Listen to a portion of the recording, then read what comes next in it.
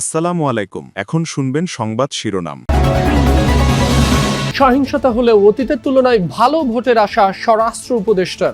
দলীয় এজেন্ডা বাস্তবায়নের প্রমাণ মিললে বাহিনীর সদস্যদের বিরুদ্ধে কোটা প্রত্যাহারের দাবিতে বিভিন্ন জেলায় ডিপ্লোমা প্রকৌশলী ও শিক্ষার্থীদের বিক্ষোভ, রেলপথ ও সড়ক অবরোধে জনভোগান্তি চরমে। সারা দেশে জমজমাট নির্বাচনী প্রচার, এলাকার উন্নয়ন সহ প্রার্থীদের নানা প্রতিশ্রুতি, ভোটারদের প্রত্যাশা শান্তিপূর্ণ পরিবেশ। নিউ মোরিং টার্মিনাল ইজারার প্রতিবাদে শ্রমিক কর্মচারীদের ধর্মঘটে অচল চট্টগ্রাম বন্দর, নিষেধাজ্ঞা উপেক্ষা করে কালো পতাকা মিছিল। আসসালামু আলাইকুম। এতক্ষণ শুনছিলেন সংবাদ শিরোনাম, এখন শুনবেন বিস্তারিত। সহিংসতা হচ্ছে, তারপরও অতীতে যে কোনো নির্বাচনের চেয়ে ভোট সুষ্ঠু হবে বলে আশাবাদ ব্যক্ত করেছেন স্বরাষ্ট্র উপদেষ্টা মোহাম্মদ জাহাঙ্গীর আলম চৌধুরী। সকালে আগারগাঁও কোস্ট গার্ডের অনুষ্ঠানে এ কথা বলেন তিনি। জানান, নির্বাচনে দলীয় এজেন্ডা বাস্তবায়নের প্রমাণ মিললে কঠোর আইনানুগ ব্যবস্থা গ্রহণ করা হবে। উপদেষ্টা আরও জানান, ভোট নির্বিঘ্ন করতে কোস্ট গার্ডের ৩,৫৯৫ জন সদস্য মোতায়েন থাকবে। এর আগে দেশের সমুদ্রসীমা ও উপকূলীয় নিরাপত্তায় বিশেষ অবদানের স্বীকৃতি স্বরূপ বাংলাদেশ কোস্ট গার্ডের ৪০ জন সদস্যদের হাতে পদক তুলে দেওয়া হয়। ব্যক্তি, দল কিংবা রাজনৈতিক কোনো এজেন্ডা বাস্তবায়নে কেউ জড়িত হবেন না। নির্বাচনে আপনারা আইন, বিধি ও জননিরাপত্তা প্রাধান্য দিয়ে কাজ করবেন। যদি কারো বিরুদ্ধে কোনো প্রকার কোনো প্রার্থীর পক্ষে কাজ করার বা কোনো দলীয় এজেন্ডা বাস্তবায়নের প্রমাণ পাওয়া যায়, তবে তার বিরুদ্ধে আইনানুগ ব্যবস্থা গ্রহণ করা হবে। দর্শক, আবারও নির্বাচনী প্রচারণার খবর জানবো। নরসিংদী সদর এক আসন থেকে বিএনপির কেন্দ্রীয় নেতা এবং নরসিংদী সদর এক আসনের প্রার্থী খালিল কবির খোকন এখানে ভোটের মাঠে লড়াই করছেন। তো এখন আমরা আছি সেই প্রচারণায়। তো আমি একটু জানতে চাচ্ছিলাম যে আসলে এই যে ভোটের মাঠে যে জনগণের কাছে যাচ্ছেন, ভোটারদের কাছে যাচ্ছেন, সারাটা কেমন পাচ্ছেন? আর বিগত সময় আসলে দীর্ঘ একটা সময় ভোট দেওয়া থেকে বিরত ছিল মানুষ, তো এইবারই দীর্ঘ অনেক সময়ের পর ভোট দিচ্ছে। তো প্রতিশ্রুতি অনুযায়ী আপনার প্রত্যাশা অথবা উপসহকারী প্রকৌশলী পদে বিএসসি ইঞ্জিনিয়ারদের ৩৩% কোটা প্রদান সিদ্ধান্তের প্রতিবাদে বিভিন্ন জেলায় সড়ক, রেলপথ অবরোধ করে বিক্ষোভ করছে ডিপ্লোমা প্রকৌশল ও শিক্ষার্থীরা।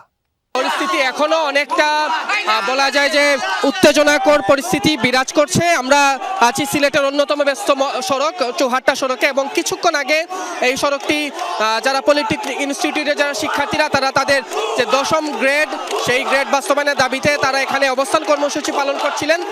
তখন সেখানে সেনাবাহিনী এসে তাদেরকে ছত্রভঙ্গ করে দেয়, এবং এক পর্যায়ে যারা শিক্ষার্থীরা তারা সেনাবাহিনীকে আবার আসলে কিছুক্ষণ পর আবার একসাথে হয়ে জড়ো হয়ে তারা সেনাবাহিনীর দিকে ধেয়ে আসেন, এবং পরবর্তীতে আবারও তারা সড়ক অবরোধ করে ফেলেন। এবং আমরা দেখছি যে এই মুহূর্তে সেনাবাহিনীর সদস্যরা, পুলিশের সদস্যরা, বিজিবি সদস্যরা এখানে এসে উপস্থিত হয়েছেন, এবং যারা শিক্ষার্থীরা তারা চৌহাট্টা সড়কের এক পাশ অবরোধ করে বসে আছেন। এবং কিছুক্ষণ পরপরই আমরা দেখেছি যে সেনাবাহিনী যারা সদস্যরা এখানে আন্দোলনরত শিক্ষার্থীদের সাথে তারা আলোচনা করছেন যাতে এই ব্যস্ততম সড়কটি এখন ছেড়ে দেন তারা। কিন্তু শিক্ষার্থীরা বলছেন যে তাদের উপর সেনাবাহিনীর হামলার যে অভিযোগ, সেই অভিযোগের প্রেক্ষিতেই তারা মূলত এখানে অবস্থান কর্মসূচি এখন করছেন।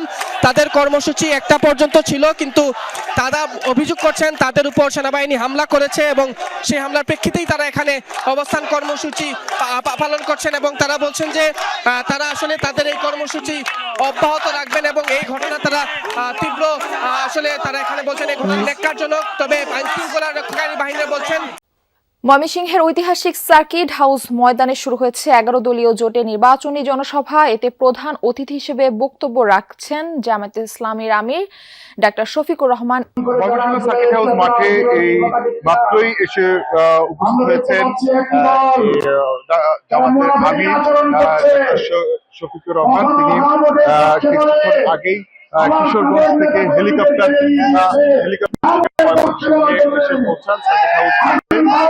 এই মুহূর্তে তিনি ময়মনসিংহের নেতা রয়েছেন তাদের সাথে কথা বলছেন।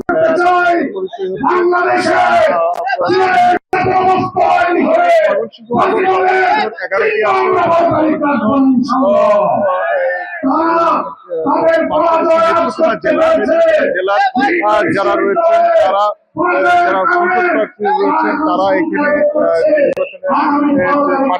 তারা এখানে মঞ্চে আসে জামাতে আমির তাদেরকে পরিচয় করিয়ে দিবেন বলে কথা হয়েছে। এর আগে শেরপুর এবং জামালপুরে তিনি ভোটের সময় যতই এগিয়ে আসছে ততই বাড়ছে প্রার্থীদের দৌড়ঝাঁপ। নেতাকর্মী ও সমর্থকদের নিয়ে ছুটছেন ভোটারদের বাড়ি বাড়ি। মিছিল, সভা সমাবেশ, উঠান বৈঠকের মাধ্যমেও প্রচার চালাচ্ছেন তারা।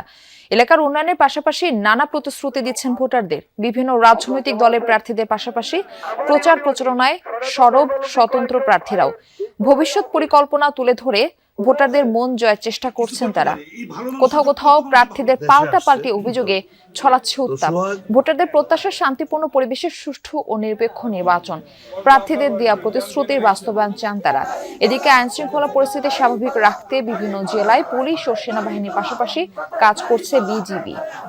আর কয়েকদিন বাদেই কিন্তু যে ত্রয়োদশ জাতীয় সংসদ নির্বাচনের ভোট গ্রহণ, আসলে সেটিকে কেন্দ্র করেই কিন্তু যারা প্রার্থী রয়েছেন তারা কিন্তু ভোটারদের দ্বারে দ্বারে যাচ্ছেন। তারা বিভিন্ন প্রতিশ্রুতি দিচ্ছেন এবং কুমিল্লার 11টি আসনেই কিন্তু আসলে বেশ তো সময় পার করছেন যারা প্রার্থী রয়েছেন তারা আসলে ভোটারদেরকে আশ্বস্ত করতে চাচ্ছেন যে দীর্ঘ যে 17 বছর মানুষ তাদের ভোটাধিকার প্রয়োগ করতে পারেনি, সেক্ষেত্রে এবছর 12 ফেব্রুয়ারি যাতে তাদের ভোটটি সুষ্ঠুভাবে প্রয়োগ করতে পারেন সে বিষয়ে তারা পরামর্শ দিচ্ছেন এবং এলাকার বিভিন্ন উন্নয়ন কাজে তাদের অবদান রাখবেন, কারা কি ধরনের অবদান রাখবেন সেই ধরনের কিন্তু প্রতিশ্রুতি দিচ্ছেন। বলছেন যে বিগত সময়ে যে ধরনের চাঁদাবাজি হয়েছে বা মামলা বাণিজ্য হয়েছে সেগুলি থেকে তারা মুক্ত থাকবেন এবং আগামীতে যারাই নির্বাচিত হয়ে নিউমোরিং কন্টেইনার টার্মিনাল এনসিটি বিদেশি অপারেটর ডিপি ওয়ার্ল্ডের হাতে তুলে দেওয়ার সিদ্ধান্তের প্রতিবাদে বিক্ষোভে উত্তাল চট্টগ্রাম বন্দর এলাকা।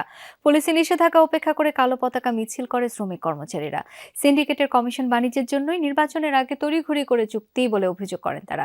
এদিকে শ্রমিক কর্মচারীদের টানা 3 দিনের কর্মবিরতিতে চট্টগ্রাম বন্দরের সব কার্যক্রম কার্যত অচল। পুলিশের নিষেধাজ্ঞা উপেক্ষা করে সকালে চট্টগ্রাম বন্দর অভিমুখে কালো পতাকা মিছিল বের করে শ্রমিক কর্মচারী ঐক্য পরিষদ। আগ্রাবাদ বনানী এলাকায় পুলিশ বাধা দিলে বাকবিতণ্ডা ও উত্তেজনা সৃষ্টি হয়। শ্রমিক কর্মচারীদের মিছিল, স্লোগান, বিক্ষোভে উত্তাল হয়ে উঠে চট্টগ্রাম বন্দরের আশপাশের এলাকা। এনসিটি বিদেশি অপারেটর ডিপি ওয়ার্ল্ডকে ইজারা দেওয়ার সিদ্ধান্তের প্রতিবাদে আগামীকাল মঙ্গলবারও অবরোধ কর্মসূচি ঘোষণা করেন তারা। সরকারের এজেন্ডা আজকে সরকার আপনাকে বলবো, আপনি কেন ফ্যাসিস্ট হাসিনা সরকারের উঠে লেগেছেন?